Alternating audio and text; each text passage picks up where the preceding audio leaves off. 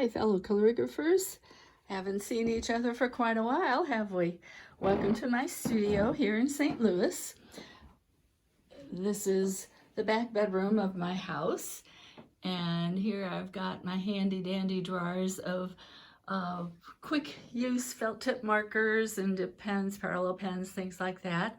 I've got a lovely large desk that has file drawers, so I have my teaching materials and all my reference files from the classes I've taken, and supplies for gilding, pastels, watercolor, gouache, the whole stuff there, the colored pencil supply, the printer, all those wonderful things, the neighbor's yard where we watch deer right outside the window, basic handy things like all the pen nibs and trays with the basics for dip pen lettering on my nibs. Current job just drying right here.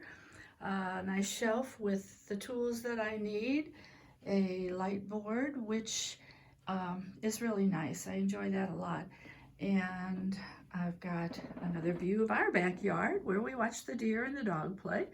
Files, which have all my lined sheets, so I'm ready for whatever job is handy. The guidelines and templates for envelopes and different projects, and tools, of course, because we never run out of tools.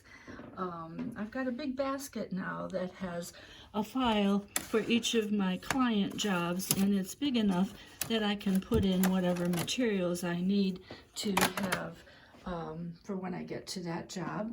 And then I have my very nice freestanding light table with a light, of course. And around the corner, as you come into my studio bedroom, is a big supply closet like I had in Tennessee. And it has tons of paper and envelopes and shipping materials and the smallish papers.